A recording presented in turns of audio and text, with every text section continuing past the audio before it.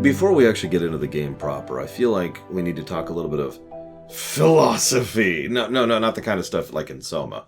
I mean, just in general. Because is a game that's good enough? Now, I'm not going to give any opinions on this because I think it depends. But it's something that just kind of struck me because I found myself thinking about how much better this game was than Halo Wars 1. An opinion I stand by in pretty much across the board in terms of the overall narrative and the construction of the story sequencing, the mission design, the enemy design, the interface, all those steps. It's just better. And yet, at the end of the day, it only got a plus 48 point something on the golden number. Now, that's still good.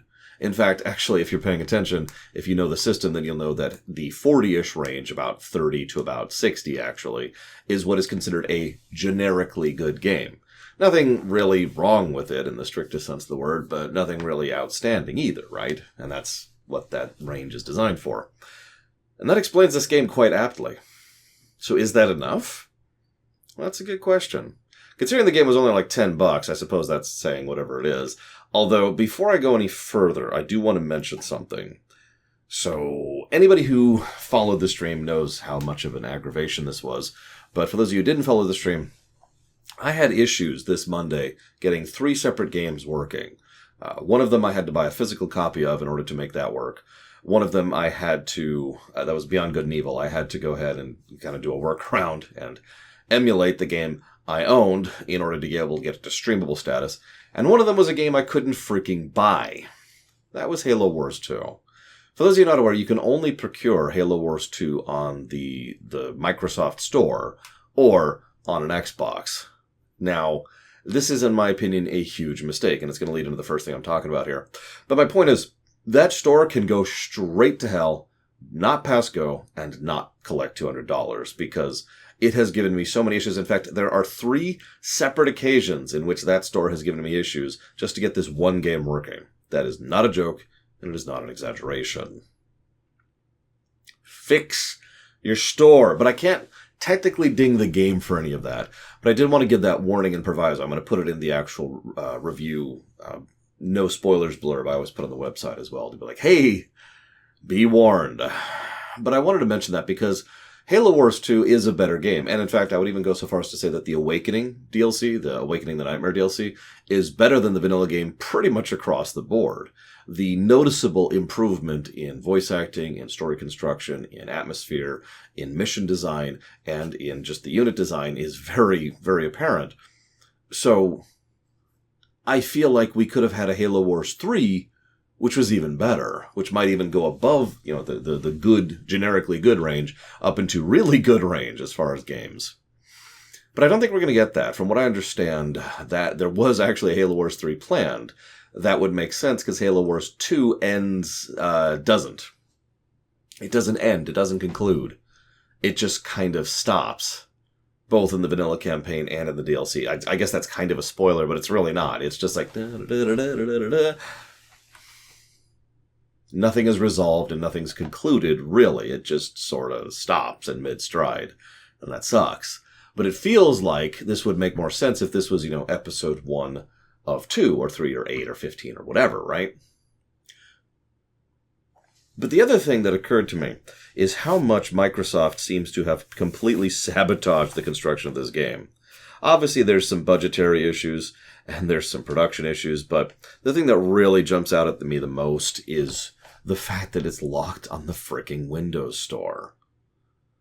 Now, I don't want to get into the whole digital distribution store argument because that is a hell of an argument that I don't want to deal with.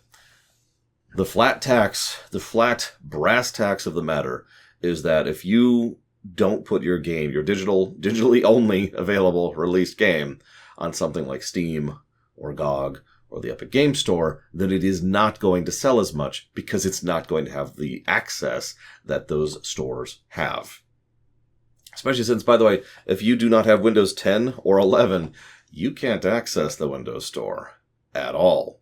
Some of you may remember that when Halo Wars 2 was first suggested to be added to the list, I said no, because at the time I was running a Windows 7 system. In fact, one of the reasons I decided to finally pull the trigger on a Windows 10 system was to gain access to games like this one. Anyways, so, buyer beware. Also, don't spend a dime on the stupid Blitz packs. Just don't. Just don't.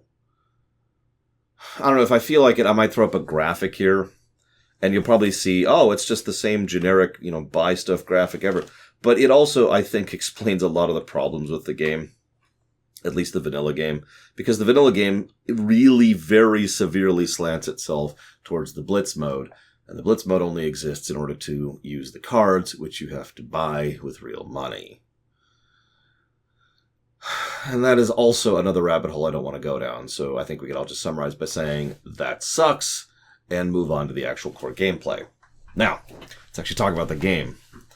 It's better than Halo Wars 1, but it still suffers the exact same problem.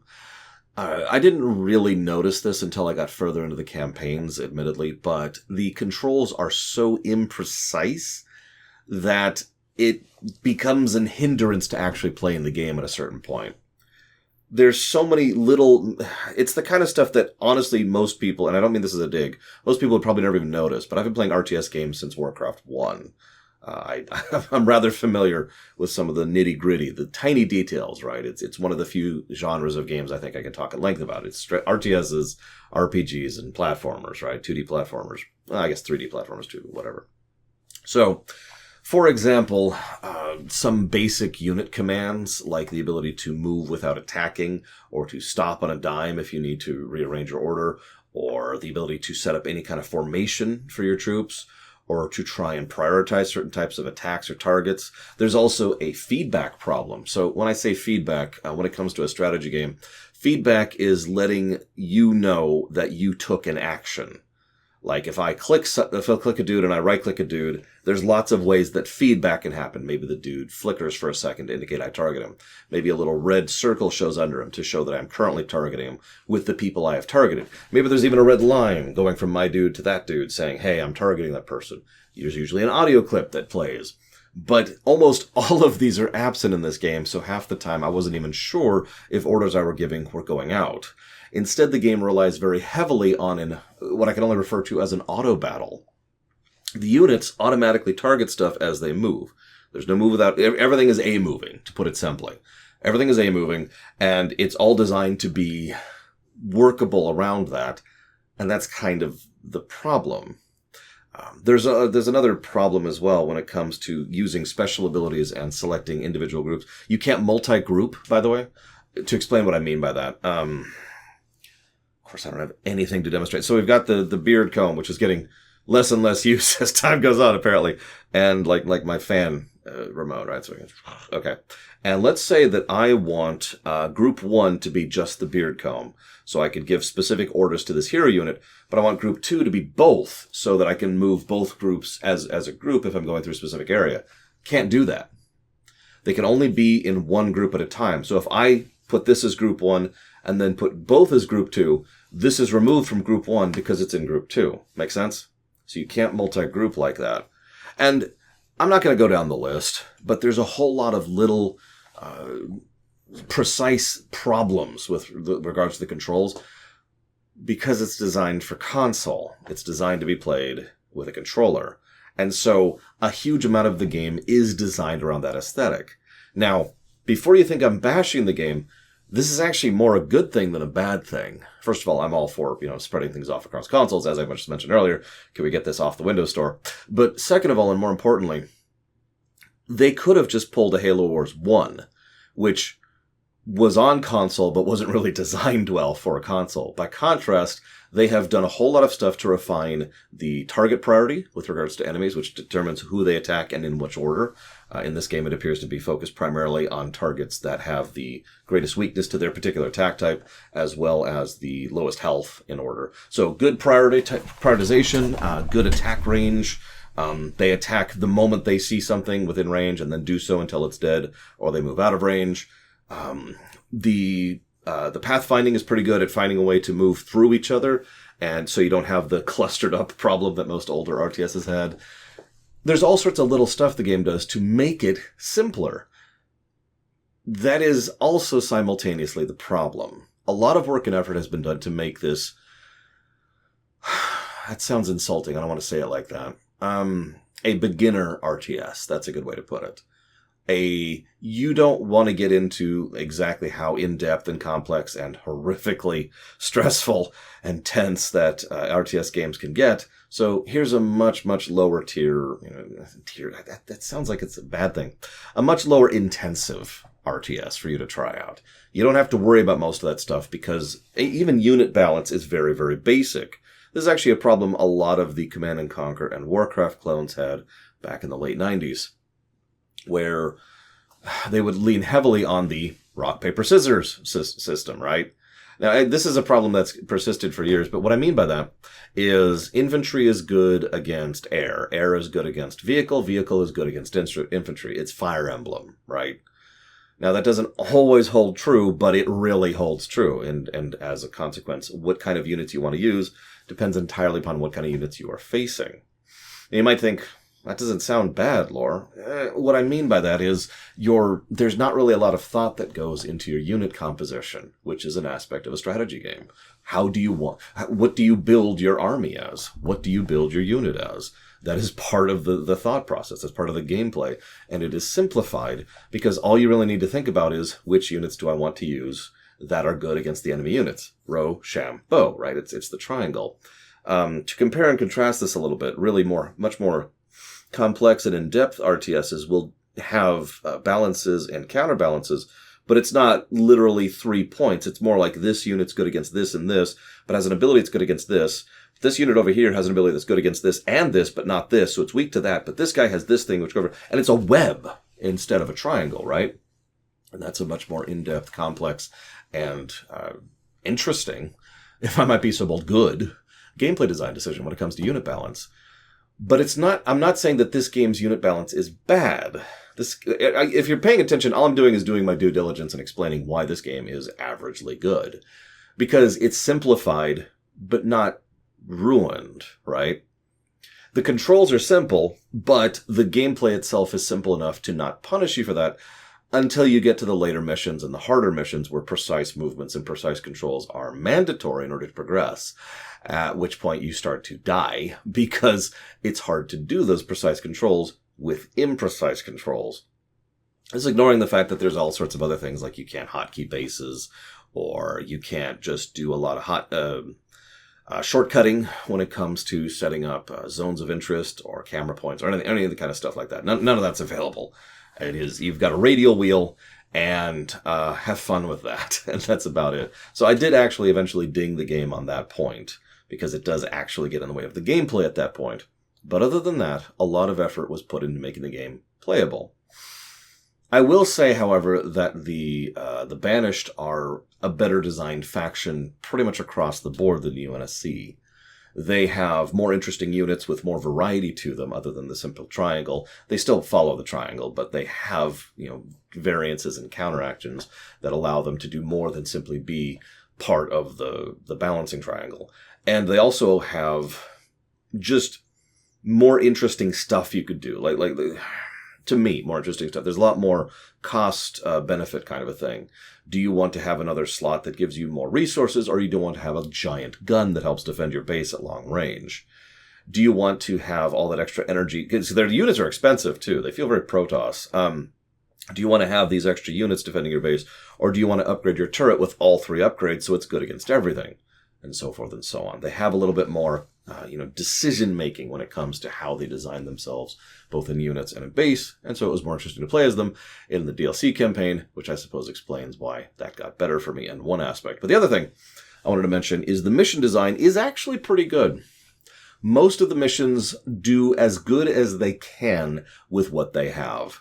I made this comment jokingly during the stream that it looks like they looked at StarCraft 2's, very, very, very excellent missions and said, okay, how can we do that? And honestly, that's the same thing I'd do.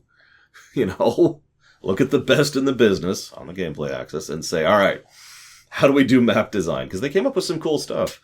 One of my favorite missions was actually the first one for the Awakening DLC, where you have a base and it's under a constant barrage of assault from small but persistent aerial ranged units.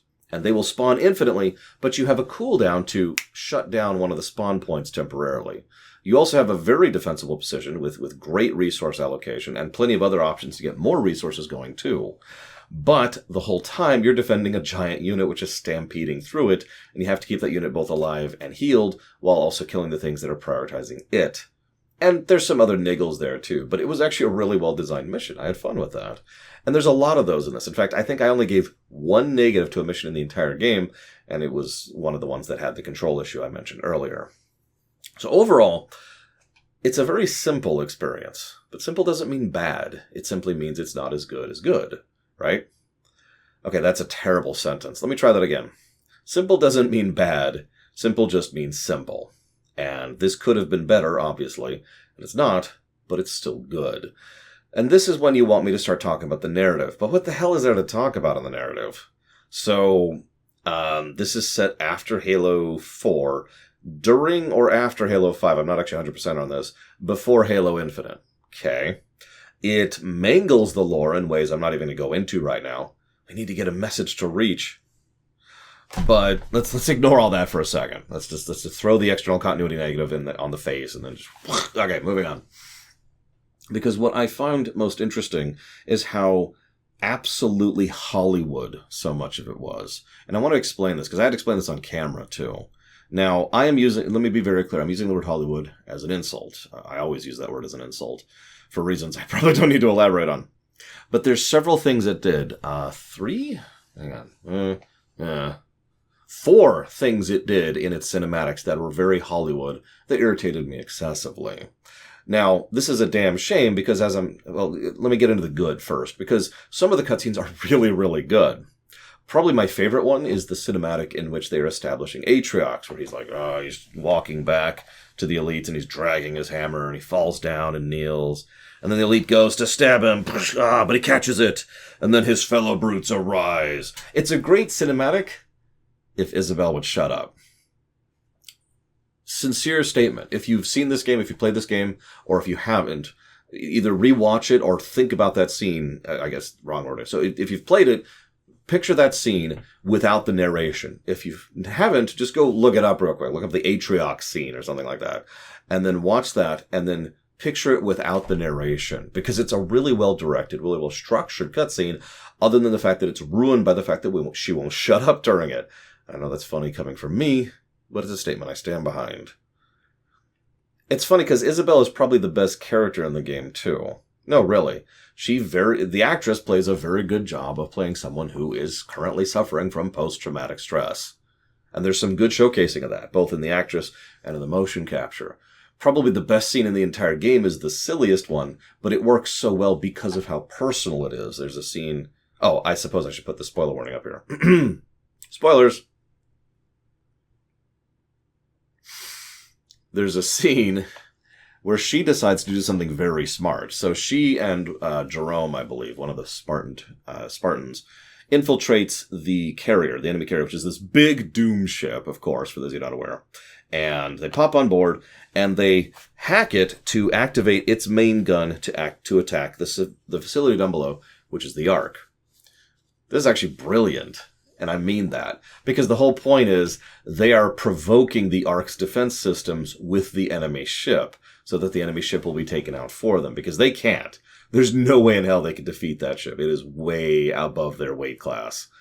And they do it. They succeed. But the way that she does it, the way that we see all the memories and the words and the whispers of all her dead comrades who are all tortured and killed by these people. And you just see her fury as she tries to vent all of that into the attack itself and blasts it down on the thing. And the ship gets chopped in half as a consequence is a very well done scene. Not just because of cool factor, but because of how personal it is for her.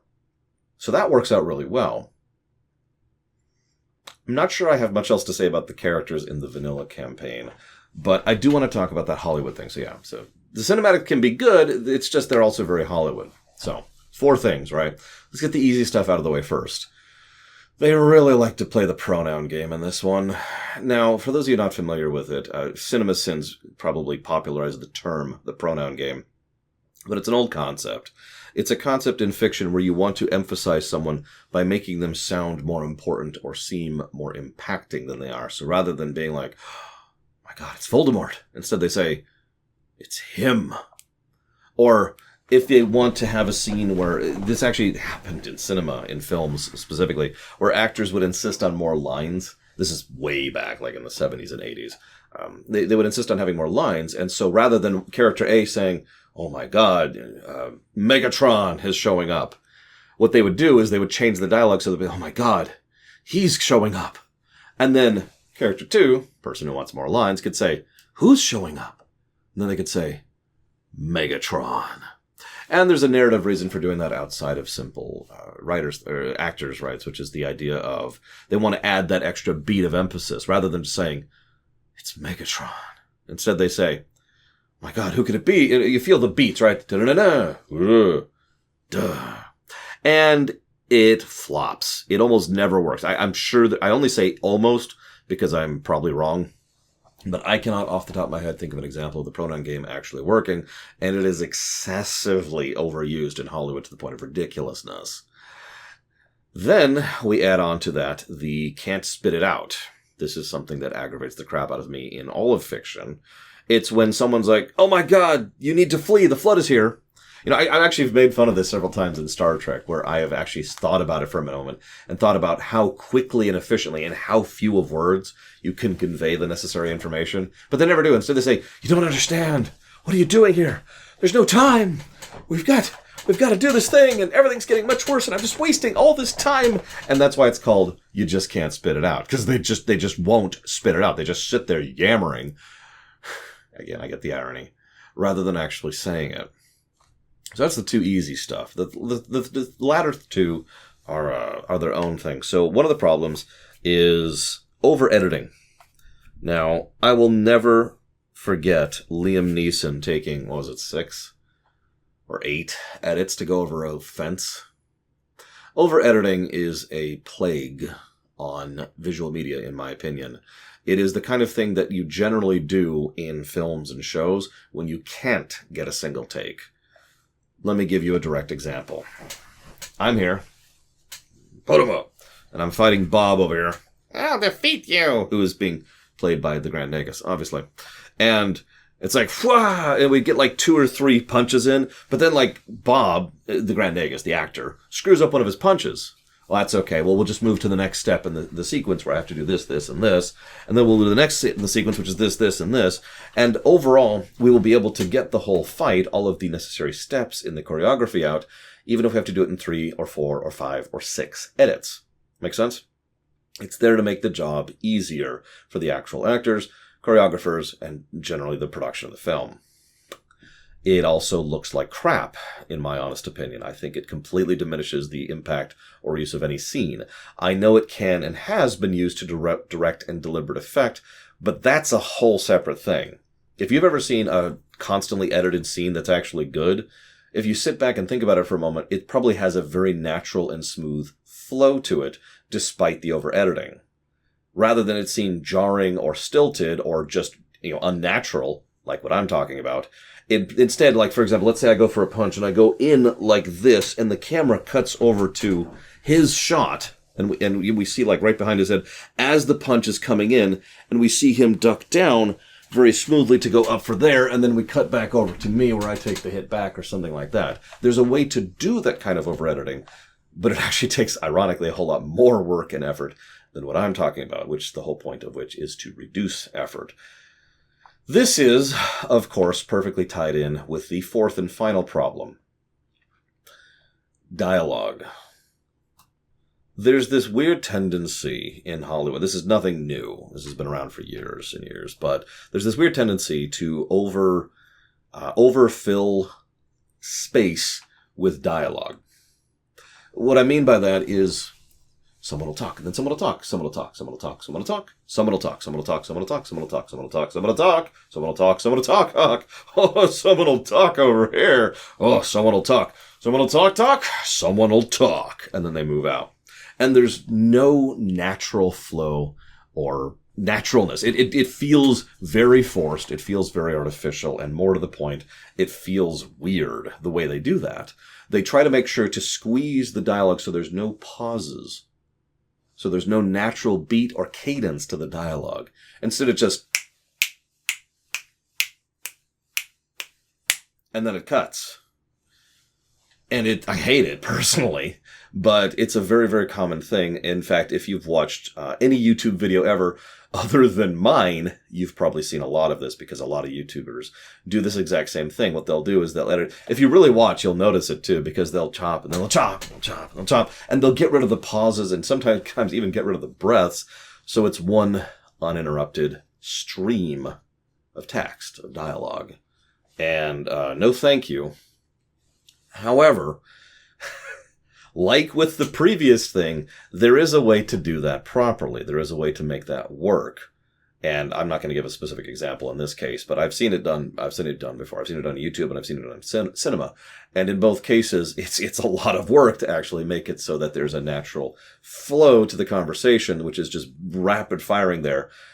And it's usually done like to emphasize a specific beat, a specific moment, rather than just making it your overall style.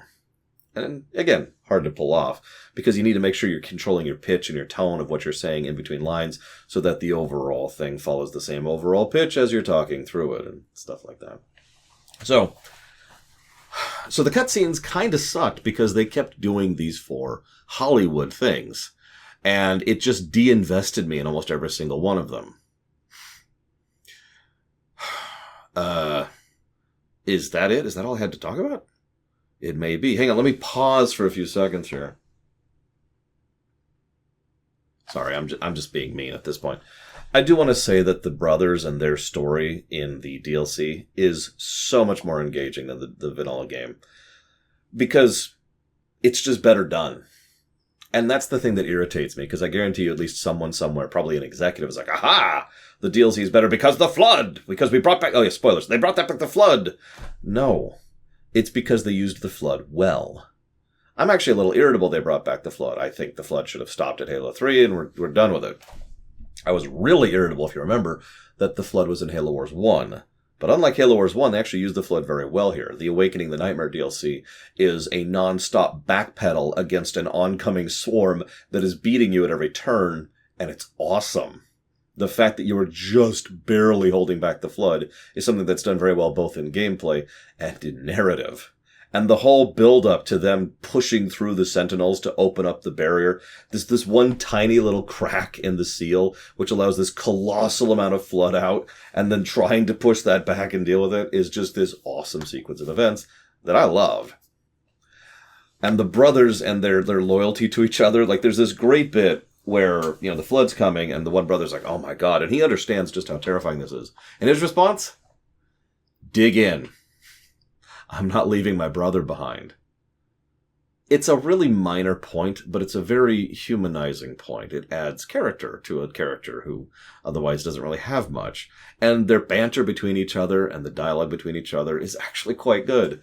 And the way that the two kind of bounce off of each other is quite good. Even the underestimate brother, the one who opened the gate in the first place, nevertheless is not an idiot. The moment he sees what the flood is, the first thing he does is arm himself and tell his fellows to do the same.